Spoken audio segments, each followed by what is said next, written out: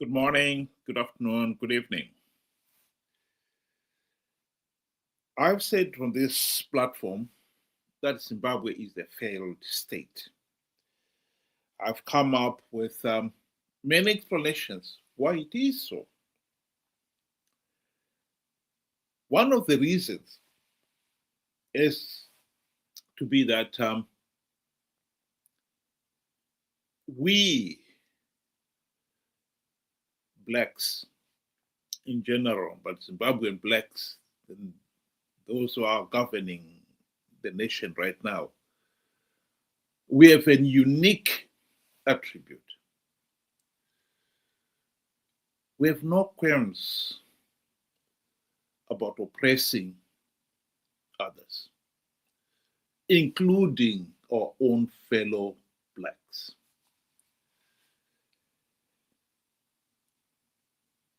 The primeval age to dominate has remained untouched by the more cultured, more civilized, more rational argument of do to others as you would have them do unto you. We've heard it all, but when you get into power, that is just water off a duck's back. Africa is poor. Yes, we were exploited by the white colonialists. But countries like Zimbabwe, we've been independent now 45 years. And we are even poorer now than we were then in 1980. And it has nothing to do with the white colonialists. At least nothing to do with the choices, the bad choices we have made. Here is this lady from Senegal talking about the same thing.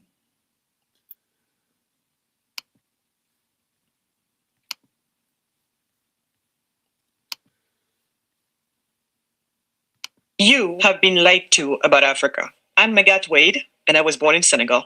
Here's the truth. Africa is not poor because of colonialism. Africa is poor because we have made it impossible for our people to create wealth. Just take the example of opening a bakery. If an African entrepreneur wants to open a bakery, she needs 12 permits, different offices to go to, each costing money, each taking months. 6 months later, she gets all the permits, but most of her savings are gone. Now come the taxes. Business registration fees, income tax advances, value add tax, local levies, and endless compliance costs she's paying before she's sold a single loaf. Let's say she survives that and now wants to hire people. The labor laws make it nearly impossible to fire anyone. You hire someone, you're stuck with them forever. So she doesn't hire anyone. That's too risky. The bakery never opens. The jobs.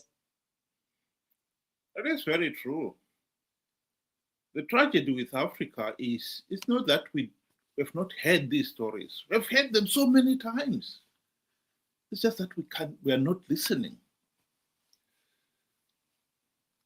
As much as many of our leaders would condemn bad governance, but the minute they get anywhere near power, it has got this transforming effect on them. They forget all those things. As I said, their urge to dominate takes over, and common sense is thrown straight out of the window. In Zimbabwe, some of the poverty, grinding poverty, is imposed by the regime. People in Zimbabwe, it's unbelievable that in this day and age, anyone would still be living in a grass-thatched hut.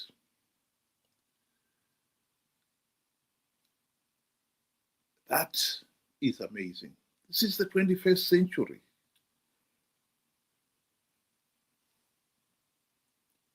I've said on this program, and I'll say it again, it's not that these people need a handout from government. All they need is to have title deeds to even 1 or 2 acres of land on which their mud hut stands. They will be able to build a better structure for themselves, improve that 1 acre by planting fruit trees, digging water wells, etc., etc. This is not a new idea. This idea was proposed by the late John Robertson to Ian Douglas Smith's government in the 70s. It is common sense. You give these people title deeds. They can even go to the bank and get a loan of even $1,000. With that, they can build themselves a better structure to live in. And they can pay back that 1,000 in no time.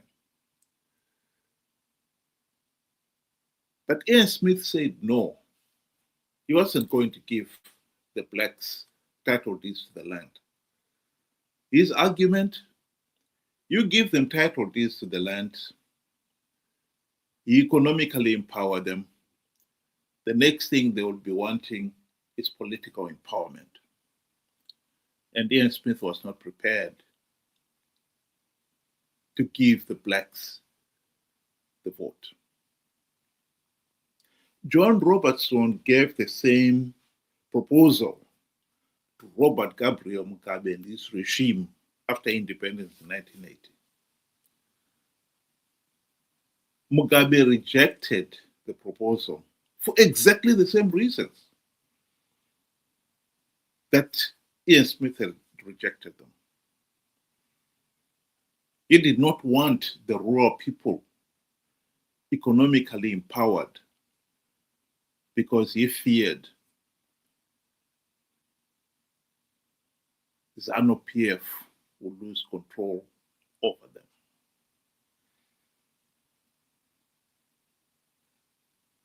Blacks have had this unique attribute in that they have absolutely no whims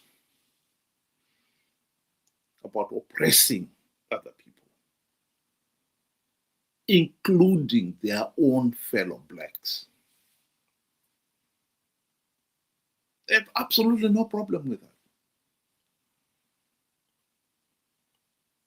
This primeval urge to dominate kicks in, they will oppress their own kith and kin.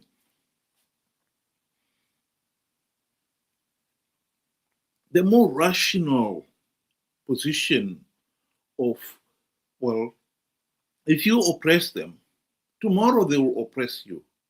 This is just an endless cycle of you trying to dominate me and I will try to dominate you.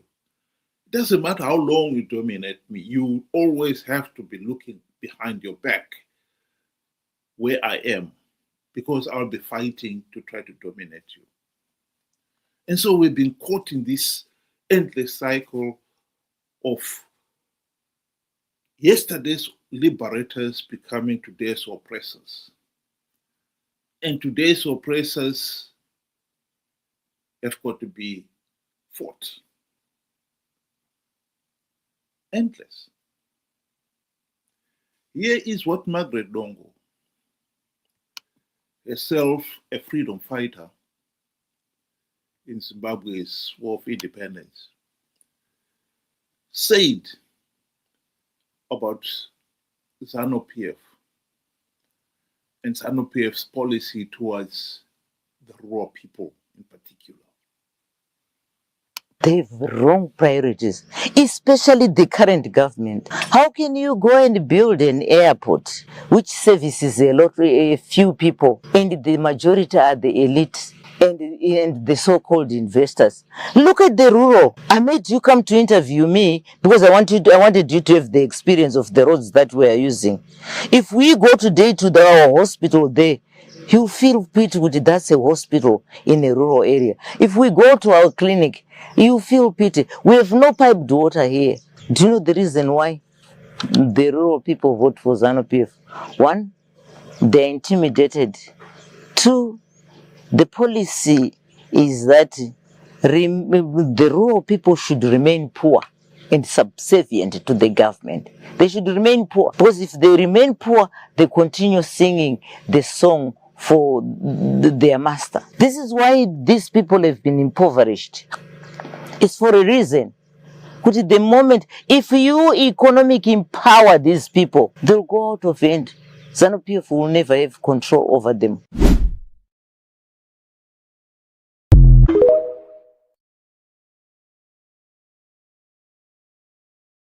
That is heartbreaking. These people are not asking for handouts from Zanu PF. All they want is the right to own 1 or 2 acres of land. And they can build something for themselves. They can dig themselves out of poverty. And yet the regime stubbornly refuses to give them even 1 square, 1 acre of land for their own selfish political reasons. The irony when it comes to the land issue is that Zanu PF ruling elite are the owners of the former white-owned farms. Some of them are hundreds of thousands of hectares. And they have got the title deeds. And yet the same people are refusing to give the rural people, the rural poor, title deeds to even 1 acre of land. It is heartbreaking. We know the solutions. We know why so many people are living in abject poverty. But we can't do anything about it because, unfortunately, those in positions of power and authority believe they have the divine right to oppress and keep the rest of the populace poor and living in abject poverty. This is not a foreigner doing it. This is one of our own. Tragic. Zimbabwe will never be truly independent as long as we keep the millions of the rural people living in abject poverty. This is something that some of the so-called intellectuals have failed to grasp out there. They think that they live in the urban centers. They've got a meaningful vote. That is good enough. It's not. Zanu PF has managed to stay in power all these years because it has got control of the 60% or so raw votes, whom the regime has been very careful to keep in abject poverty and totally dependent on the regime and its proxies. The rural people are no more than medieval serfs, beholden to the Zanu PF ruling elite and their proxies, the headmen, the chiefs, the war veterans, the party militia, who marshal them and head them like cattle to attend Zanu PF rallies, and then march them to the polling stations to vote for the regime. Zimbabwe will never be independent and have truly be masters of have the nation truly masters of their own destiny, as long as Zanu PF is allowed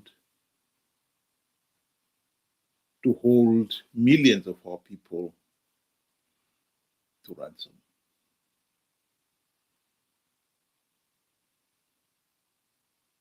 It is tragic that nearly 50 years after independence, millions are still being denied the opportunity to own even 1 acre of land.